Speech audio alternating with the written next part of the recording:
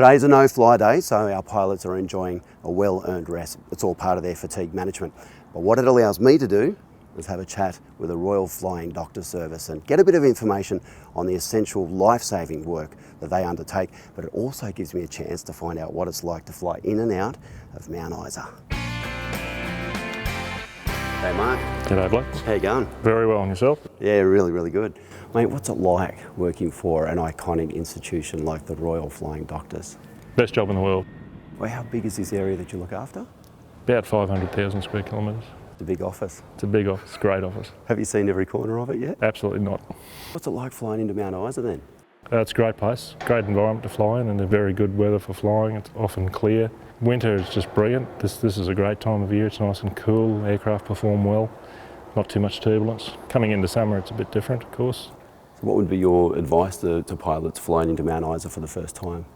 Read your ERSA. The regional airports are generally not complicated. The thing you do have to remember is that regional airports have a very large cross-section of aircraft operating out of them. Here at Mount Isa we have people coming in and going from properties in their various types of aircraft, jet traffic to and from the cities, mining charters coming and going in jets and high-capacity turboprops. Us obviously, so there's a fairly broad mixture. It really pays to get across what's happening in the area on the radio well before you get there. So it gives you a good mental picture, good situational awareness of what you're going into. Good radio work is absolutely essential, especially out here where we don't have air traffic control and radar.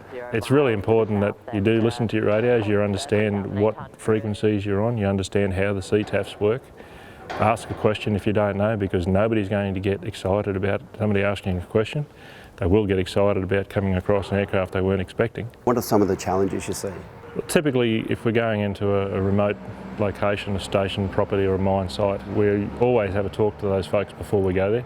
So we've got a really good idea of what we're going into. And if it doesn't meet the minimum criteria, then we just don't go.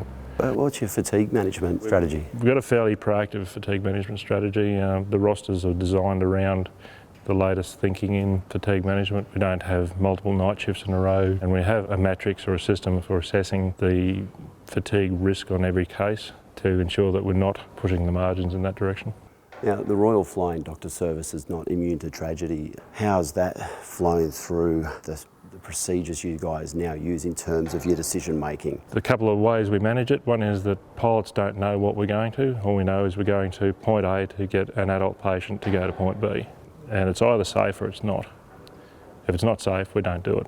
And that level of safety doesn't change on the basis of the patient's condition.